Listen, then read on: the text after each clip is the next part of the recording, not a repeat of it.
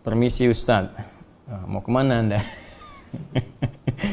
Saya mau tanya, ini pertanyaan dari, saya bacakan ya, teman namanya Herfansyah Adius. Permisi Ustadz, saya mau tanya, kalau semisal nggak Jumatan 3 kali, sudah dianggap kafir. Lantas jika wabah corona ini sampai 1 bulan, berarti kita sudah tidak Jumatan 4 kali. Nah itu gimana ya Ustadz? Baik, bagus pertanyaannya.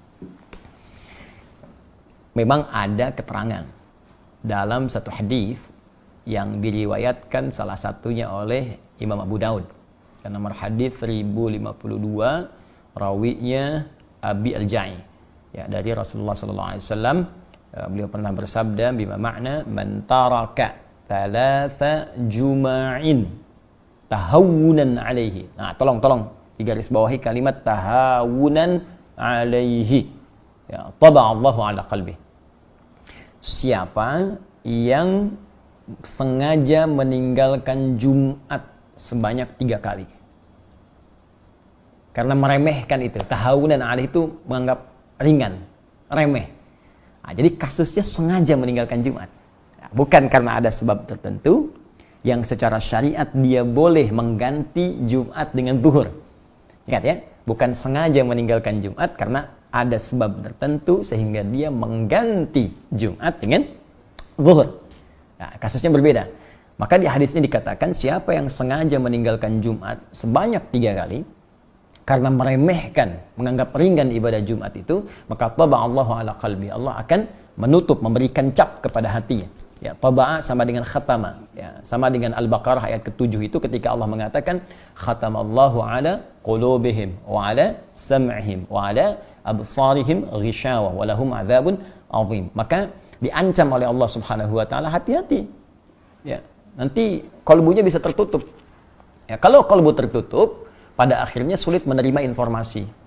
Nah, bukan hanya informasi-informasi yang dimaksudkan kebaikan-kebaikan, tapi pada puncaknya sulit menerima nur Allah Subhanahu wa taala. Karena itu kalau dengar azan ke telinga sudah nggak mempan lagi, nggak peduli dengar azan. Lihat orang ke masjid sholat sudah tidak ada kecenderungan untuk bisa mengikuti. Bahkan puncaknya ada yang anti. Awas, hati-hati nih. Hati-hati, puncaknya anti. Ya, mohon maaf. Ya, azan jadi komplain, lihat orang salat jadi sewot. Nah, sekarang padahal ada tempat misalnya yang aman, ya boleh jadi tidak ada isu virus di situ, tiba-tiba ikut komentar tutup masjidnya misalnya. Nah, ini aneh nih, saat masjid buka Anda tidak ada, ya saat masjid sekarang ada corona ramai Anda minta ditutup, padahal orangnya nggak pernah ke masjid misalnya. Nah, itu juga hal yang penting untuk kita dudukan dengan cara yang baik. Jadi yang dimaksud kondisi sekarang corona ini kondisi yang berbeda yang dimaksudkan hadis yang tadi. Ya, karena itu penting kita mengkaji secara detail sehingga tidak salah paham atau pahamnya yang salah. Jelas ya?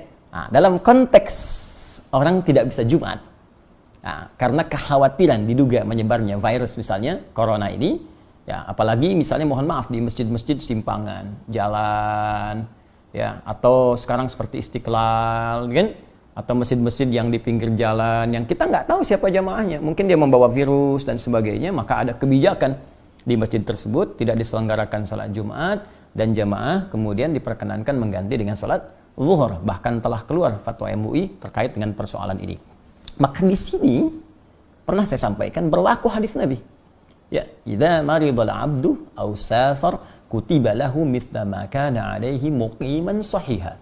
Kalau seorang hamba punya uzur, bahkan uzurnya pun ya bisa sakit, bisa karena penyakit tertentu, bahkan kalaupun nggak ada penyakit, safar kata Nabi itu.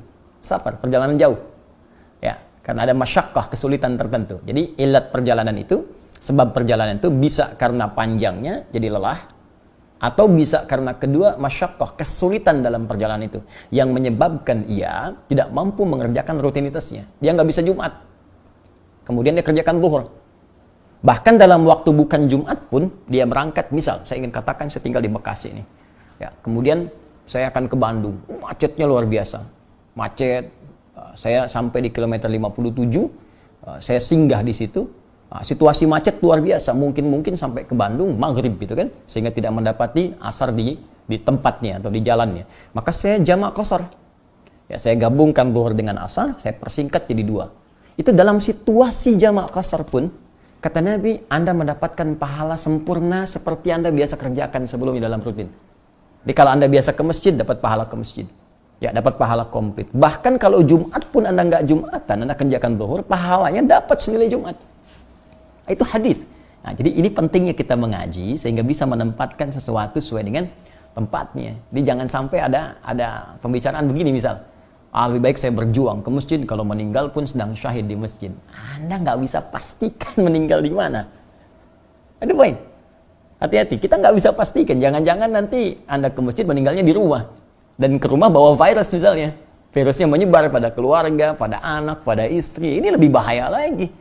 Jadi carrier, Anda membawa nih. Jadi agen pembawa virus kepada yang lain. Nah ini penting difikirkan di dalam konteks ini. Dan Nabi telah memberikan solusi.